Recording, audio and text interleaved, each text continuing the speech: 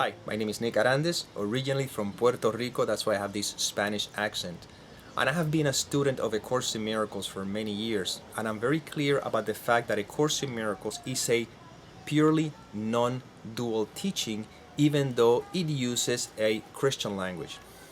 Now, I have seen Advaita teachers who I love them dearly. As a matter of fact, I recommend them to everybody because of the purity of their message.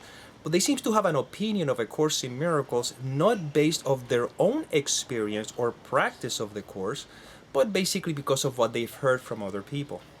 So because of that, I just want to take the time to help you see that although they may use different language, in a sense, they're actually saying the same thing. The only subtle difference, I would say, is how each one approached what would be called the origin of the apparent separation. And that's why I'm going to show you a visual just to get that part out of the way. And then from then on, we're going to see the similarities. Of course, just like everything, if you get caught up in technicalities or words, you can find, say, oh no, but here this one says this one says that. So what I would suggest, if you're open to it, is to simply watch this video with an open mind, with an open heart, and just let it speak to you and see what happens. I hope you enjoyed this video, and remember that, as I would remind you in the end of this video, all roads lead to Rome. Not because they're dual or non-dual or whatever, but because the only thing that there is, the source, if you want to call it that way, God, consciousness, it doesn't matter. We could say that there's a universal, a divine plan that is taking place that transcends human comprehension. And you know why transcend human comprehension? Because there's no such a thing as a human being. All that there is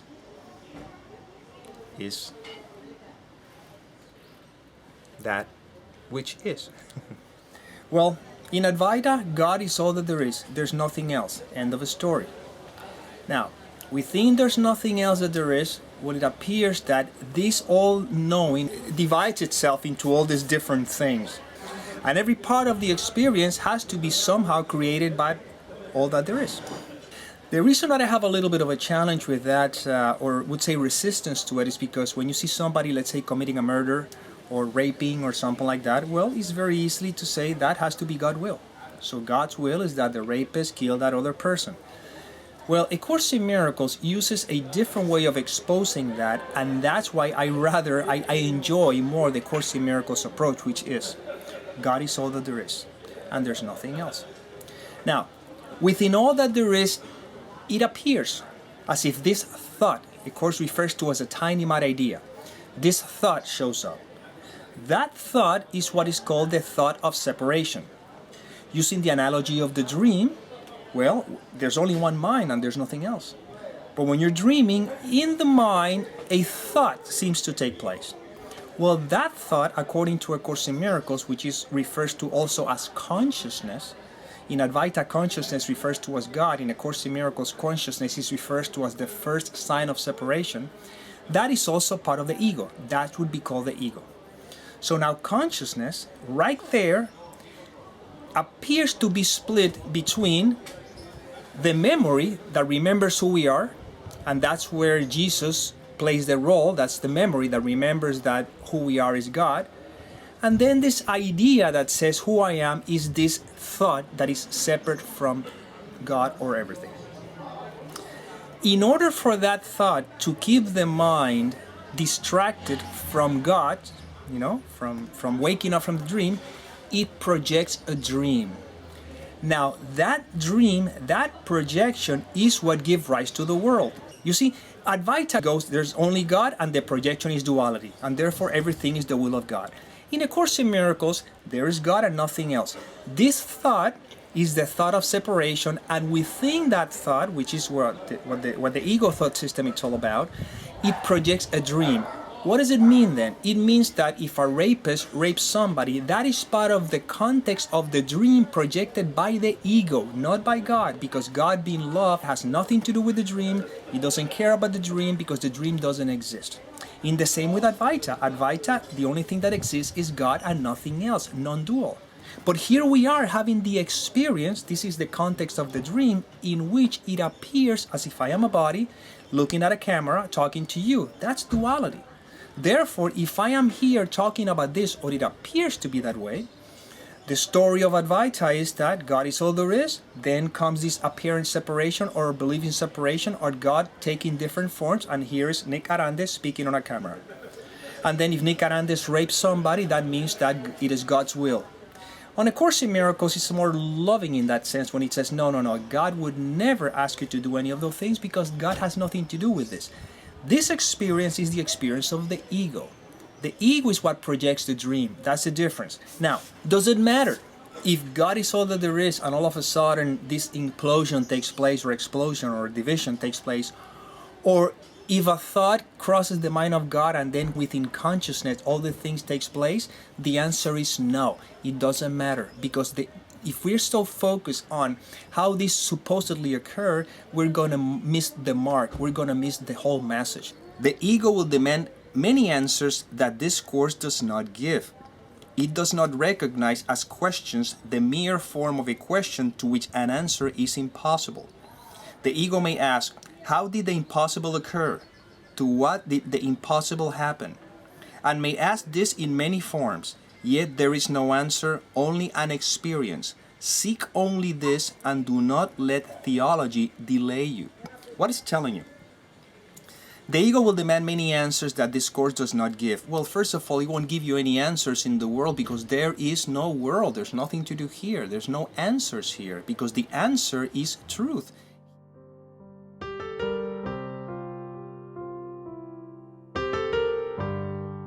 Here is just let's say a projection. It's like when the student asks the teacher, if I practice meditation, will that answer my questions? And the teacher says, it won't answer any of your questions, none of them, but it's going to eliminate the one that is asking. The ego would ask, how did the impossible occur? I mean, how is it possible that God separated itself? How is it possible that consciousness all of a sudden took many different forms? That question makes a assumption that the separation did occur, that God did separate itself. So to answer that question is sort of like an affirmation of something that never happened. Again, non-dual. So what the Course says, why don't you forget all these questions and focus on the practice, and then let the mind do its part. Let's say, in the Course in Miracles, let the Holy Spirit do the work. In Advaita, will you simply allow the silence to be the space in which the mind can recognize itself? So that's what it says. Seek only the experience, allow the experience to be, because in the experience is the answer, and do not let theology delay you. In other words, don't let the words and the concepts and everything get in the way. You simply, they're pointers. That's all there is, they're pointers. Let's address now the concepts that they both share, so you can see the similarities, beginning with non-dualism. A Course in Miracles, from the very beginning, in the introduction stage, the opposite of love is fear, but what is all-encompassing can have no opposites. Observe how the statement establishes a duality when it says the opposite, right? The opposite of love, but then it reestablishes itself with, but what is all-encompassing can have no opposite. It's like the opposite of the dreamer of the dream would be the dream. But because the dreamer of the dream is the only thing that there is, could have no opposite. The opposite of God would be the duality. But because God is all that there is, there can be no opposites. Also, in that same introduction states, this course can therefore be summed up very simply in this way. Nothing real can be threatened. Nothing unreal exists. Herein lies the peace of God. What is it telling you? Nothing real, which would be the dreamer of the dream, can be threatened by anything that is happening in the dream. Nothing unreal exists. The dream is not real, doesn't exist. When that comprehension is established, then all that there is the peace of God, because God is all that there is. They both somehow state that this is all a dream. Well, A Course in Miracles states in many different ways. I'll share a couple of them. For example, when it says, when you have been caught in the world of perception, you're caught in a dream. You cannot escape without help because everything your senses show merely witnesses to the reality of the dream. Of course, the world of perception is the world, this experience, as if there's something to be perceived and there's a perceptor. But just like in a dream, in this case, Nick Arandes is not perceiving anything because I'm not even here. I'm being dreamt. In other words, the mind that is dreaming the dream through what appears to be me is the one that's supposedly perceived. Observe that I keep using words supposedly because in reality nothing is happened, non-dual, but this is what where appears to be. Other examples from the Course, for example. For you would not react at all to figures in a dream you knew that you were dreaming. Let them be as hateful and as vicious as they may. They could have no effect on you unless you fail to recognize it is your dream. Now, listen to this carefully. I'm going to make sure that I reiterate this over and over again. The Course is not talking to me as a person. It's not Nick Arandes, the one that is dreaming anything. The Course is always talking to the mind that is dreaming the dream. That's the confusion in levels that many people have, thinking the Course is talking to you. Because then this wouldn't make any sense. I'm not dreaming anything. I am being dreamt. However, since it appears to be that this is who I am, it appears as if the Course is talking to me, but in reality, the Course is talking to the mind that is dreaming me. Another example. Thus are you not the dreamer, but the dream. And so you wander idly in and out of places and events that it contrives. But who reacts to figures in a dream unless he sees them as if they were real? The instant that he sees them as they are, they have no more effects on him because he understands he gave them their effect by causing them and making them seem real. Now look how beautiful at the beginning. Thus are you not the dreamer but the dream. I, this person, Nick Arandes, is not the dream, I am the dream. This is all part of the dream. And in the end, the instant that he sees them as they are, they have no more effects on him because he understands he gave them their effect by causing them and making them seem real. Again, he's talking to the mind that is dreaming the dream. That's the one that's giving the effect. In other words, it's like a lucid dream. When the mind is aware that it's dreaming a dream, the dream no longer has an effect. So when we become conscious that this is all a dream, not we as a person, but somehow this, let's say, awareness takes place, then we're no longer affected by the dream because we are consciously aware that it is all an illusion. But this is not something that I as a person can understand or I can be talking about it because it wouldn't make any sense. It's when the sense of I is dissolved. So A Course in Miracles, when he's referring to the person that I think to be, it refers to me as the hero of the dream. In other words, when the mind is dreaming a dream, it appears as if it's taking different perspectives. For example, the mind, that is all that there is, supposedly is using the perspective of this part of itself, call it Nick Arandes, as if I'm talking to you. But when you're talking to me, it's the very same mind who is using the perspective, let's say another angle of itself, to appear that it's now talking to me. So it's talking to itself, but it appears that it's doing it from different perspectives, from different points, because there's only one mind. So the Course refers to that again as the hero of the dream, and here's a paragraph that states, the body is the central figure in the dreaming of the world. There is no dream without it, nor does it exist without the dream in which it acts as if it were a person to be seen and be believed. It takes a central place in every dream, which tells the story of how it was made by other bodies, born into the world outside the body, lives a little while and dies, to be united in the dust with other bodies dying like itself. In the brief time allotted to live, it seeks for other bodies as its friends and enemies. Its safety is its main concern. Its comfort is its guiding rule. It tries to look for pleasure and avoid the things that would be hurtful. Above all, it tries to teach itself its pains and joys are different and can be told apart. Look how interesting. The body is the central figure in the dreaming of the world. Again, the body, this limitation, it seems to be the central figure of the dreaming of the world, meaning of the mind that is dreaming the world. Using this perspective, this appears to be the central figure. And then, of course, in the end it says, above all, it tries to teach itself its pains and joys are different and can be told apart, as if my pains and my joys are something different, but in reality are two sides of the very same coin, because they both somehow give testimony of the belief that this is who I am. But again, this is all a made-up story, and that's why you see that, again, it's non-dual. So what is interesting is that if this is a non-dual teaching, and there's no separation, there's only God and nothing else, then where's the ego come from? Well, the Course in Miracles stated this way. It says, the ego is nothing more than a part of your belief about yourself. Your other life has continued without interruption and has been and always will be totally unaffected by your attempts to disassociate it. Once again, it's not talking to me as Nick Arandes disassociating with anything. It's always talking to the mind that is dreaming the dream.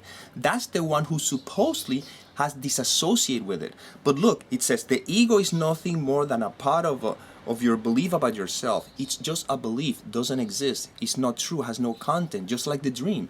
The dream doesn't exist, has no content. The dream is just simply an imaginary image. It has no content. It's just like in the movie. When you're looking at a screen, the screen is all that there is, and whatever you project onto it has no solidity. You see? So it says, your other life, look how beautiful this is. Your other life, meaning your reality, has continued without interruption and has been and always will be totally unaffected. Again, it's just like the Advaita would say, God is all that there is, there's nothing else. And then it appears to be as if all of a sudden this experience takes place that has a beginning and an end, but who I am was before the thought of separation, and who I am will always be after the thought of separation has died. So it appears that I was born, I live, and then I die. But again, who I am is before, during, and after. Another approach to this idea of the ego could be, if God is all that there is, and then this thought of separation occurs, that would be the ego.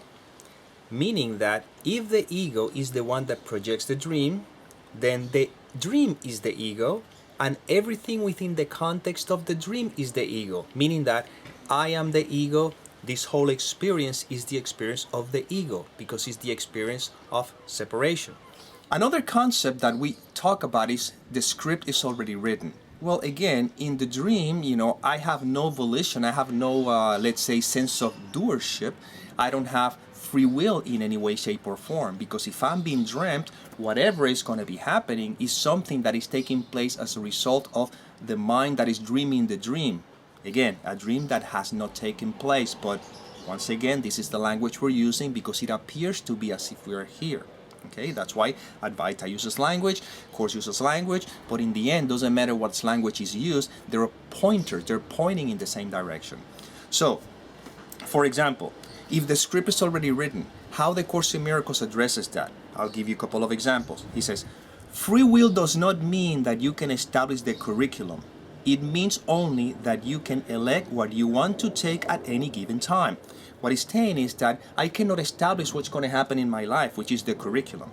But however, I can choose my attitude towards it, and it's not me who chooses the attitude. The attitude is chosen in the mind that is dreaming the dream. Time is a trick, a sleight of hand, a vast illusion in which figures come and go as if by magic. Yet, there is a plan behind appearances that does not change. The script is written. Once again, I don't have the free will to choose how my life is going to be because that is already set up as part of the script. In the same way that I didn't choose how I was going to born or my limitations or whatever you want to call it. Well, the limitation is the body itself, is the experience itself, but I'm talking in the form. I cannot choose. I didn't choose my limitations either physically, mentally, or whatever. It's just what happens. It's what is taking place. But my attitude towards it depends upon the thought system that I'm identified with. which in the Course in Miracles is the thought system of the ego, which means the belief in separation, or the thought system of the Holy Spirit or Jesus or whatever, which is the memory, as I stated earlier in the video, the memory that reminds me that who I am is not the dream, but the dreamer of the dream. Well, again, when you begin to look at it from that perspective, then all the suffering immediately dissolves. Now, just like Advaita, A Course in Miracles is not the answer. A Course in Miracles is a pointer, because the answer is what you are. The answer is what I am. The answer is who we are, which is God, which is love, all that there is. It's not a body, it's not a world, it's nothing like that. But we use words so that the mind can be pointed towards the answer, towards the remembering of who it is, right? So the Course in Miracles uses the following words to help you remind you, to help you remember that the Course in Miracles is not an answer, it's not going to give you an answer to anything, it's just simply pointing the mind in that direction. Stating from the Course, this course will lead you to knowledge, but knowledge itself is still beyond the scope of our curriculum. Nor is there any need for us to try to speak of what must forever lie beyond words. It leads you towards that which you already are. And again, there's a trick here, because it's not leading you towards anything, because you don't have to go anywhere. Just like Advaita. Advaita is not leading you towards truth because you are truth, but because we appear to be living in the world of illusion where time and space seems to be part of this experience. It appears as if I'm moving towards something, but in reality, all we're doing is undoing. That's what the Course in Miracles in the introduction stately clear says. This course does not pretend to teach you the meaning of love, because that is more that can be taught. In other words, the course is not going to teach you what you are. Its purpose is to remove the obstacles to love, meaning that all the interference, and that's what we're doing, the interference is being removed not by us, we're not doing anything. It's just what naturally takes place as a result of a complete surrender to what is.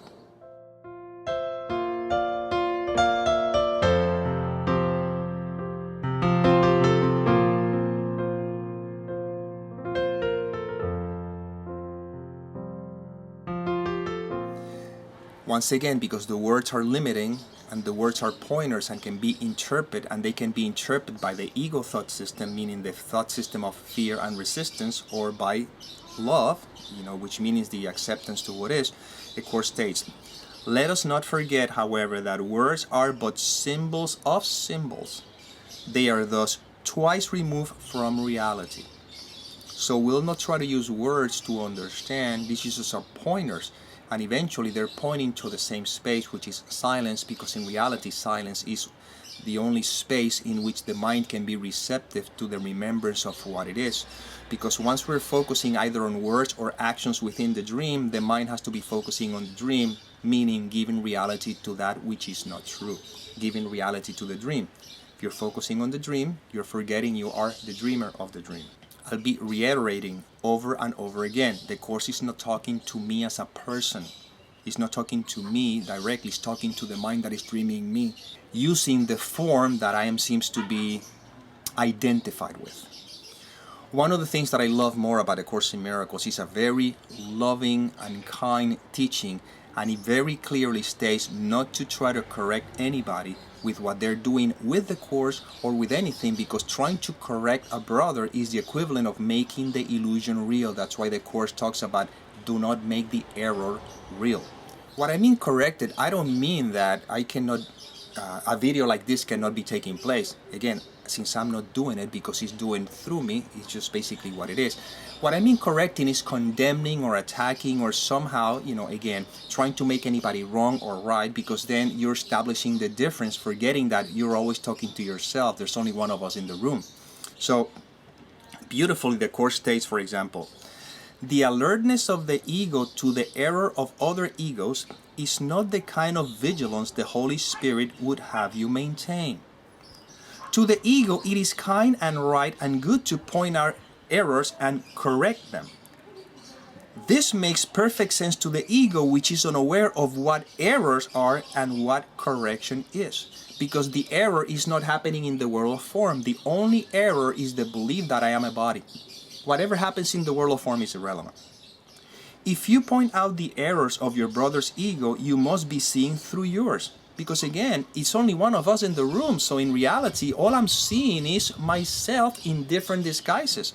So I remember somebody once says, it's much easier to see your ego in somebody else's than in yourself. My brother, the world is a mirror that is reflecting back at me my error. What is the error? They believe in separation. They believe that this is who I am. You see? There's another quote from the Course that I really love that says, the secret of salvation is but this, that you are doing this unto yourself. No matter what the form of the attack, this still is true. Whoever takes the role of enemy and of attacker, still is this the truth. Whatever seems to be the cause of any pain and suffering you feel, this is still true. He's not blaming you, he's taking full responsibility that everything I'm seeing is myself.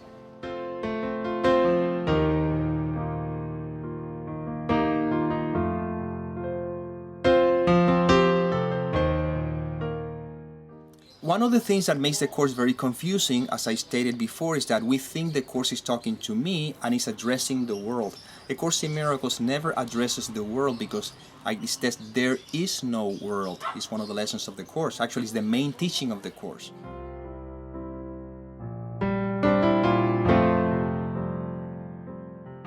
But it appears that if I'm here. So the confusion in levels is when somehow I believe to try to bring the truth to the world. It's trying to bring the mind into the dream, when in reality it's not bringing the mind into the dream, it's making the mind consciously aware that it's dreaming a dream, and then as the mind awakens, the dream dissolves itself. So the Course uses, for example, this paragraph. Think you can bring truth to fantasy and learn what truth means from the perspective of illusions? Truth has no meaning in illusions. The frame of reference for its meaning must be itself. When you try to bring truth to illusions, you're trying to make illusions real and keep them by justifying your belief in them.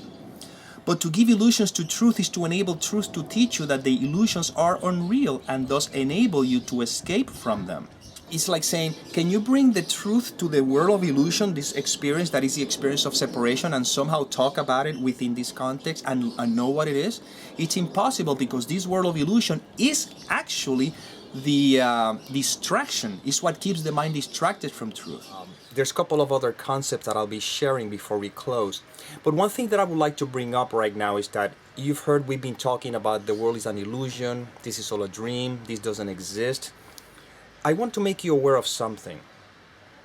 In A Course in Miracles, of course, just like any other teaching, I guess, at the very beginning, it appears that he's talking to me and even addresses me as if I am here, and in the Course context, Jesus or Holy Spirit is a part that is sort of separate from me, because again, at the beginning, it appears that there's a separation and this is my reality.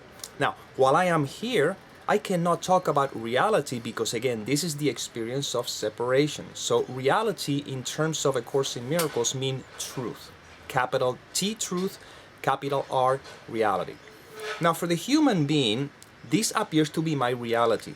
And therefore, the term that is used is illusion. This is an illusion.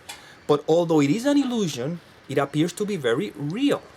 And that's why we have to be very careful, not get caught up into concepts and saying, oh, this is an illusion, it's not real. No, in reality, to me, this is very real. And that's why A Course in Miracles early on states the following. The body is merely part of your experience in the physical world. Its abilities can be and frequently are over-evaluated. However, it is almost impossible to deny its existence in this world. Those who do so are engaging in a particular unworthy form of denial. So the Course is bringing your feet back on the ground. It's not let's say, a airy-fairy spiritual teaching or so. It's actually a very practical teaching that meets me where I think I am, and then we will moving on from there. So as we practice according to the Course's teaching, silence, forgiveness, we will talk about in a minute, the undoing, the concepts begins to fall away, and that's how the transition from the belief that this is my reality to becoming consciously aware of who I am, it begins to takes place according to the path or according to the readiness that the mind may have at each moment. going back to the analogy of the dream, that's why the Course refers to as the happy dream. Happy dream doesn't mean that things are going to go my way in this world. No. Happy dream is when I become conscious that this is all a dream. Now I no longer take it seriously. So it is like, first I'm dreaming and you see how I'm reacting, I'm worried because of the content of the dream. Once I become conscious that it's a dream, observe how I relax, even if I'm still dreaming. And then when the dream is undone, the whole thing is undone, and God is all that there is. And my only, let's say, function in this world, according to the Course, will be to constantly remember who I am, and that's why its Course states that my only function is to forgive. Forgiveness is simply being aware of that space. Well, all that there is silence. Well, all that there is. That's why when Course talks about silence, which basically in Advaita it says that the highest form of teaching is silence. And every teaching, either in the Bible when it talks about, be still and know that I'm God and whatever. Well, of course, in miracles, I'll give you a couple of examples. It says, the miracle comes quietly into the mind that stops an instant and it's still. The miracle doesn't mean that something changes in the world. The miracle is when there's a change in the mind, where the mind all of a sudden shifts from fear to love. That's really the miracle. That's all there is to it. It's a change in perception. Another example of a Course says, forgiveness, on the other hand, is still and quietly does nothing. It offends no aspect of reality, nor seeks to twist it to appearances it likes. It merely looks and waits and judges not. See? It's another way of opening the mind to what would be silence. And this is a paragraph that I love from the Course. When we get so caught up into the context, into the concepts and everything, the Course Lesson 189 states, simply do this. Be still and lay aside all thoughts of what you are and what God is. All concepts you have learned about the world. All images you hold about yourself. Empty your mind of everything it thinks is either true or false, or good or bad, of every thought it judges worthy, and all the ideas of which it is ashamed. Hold on to nothing. Do not bring with you one thought the past has taught, nor one belief you've ever learned before from anything. Forget this world, forget this Course, and come with wholly empty hands unto your God. So why have I created this video? I can try to make up a story around it, but in the end, this is not something that I am doing, this is just what's happening. And what I'm learning more and more is that it doesn't matter the path that the mind has chosen, or consciousness has chosen, or God has chosen, or that which is has chosen to remind itself, is simply to remember, as the Course in Miracles state, you are at home in God, dreaming of exile, but perfectly capable of awakening to reality. I am at home in God because it's all that there is. There's a dream of apparent separation, exile, but the truth of the matter is that I can always remember who I am by the grace of that which is all that there is. So, whether the path is A Course in Miracles, whether it is Advaita, whether it's Buddhism, whether it's Taoism, whether it's Christianity, whether it's Judaism, whether it's Hinduism, whether it's atheism, it doesn't matter. Because in the end, what I have to remember is that all roads lead to Rome, leads to God, leads to love. Because God is all that there is.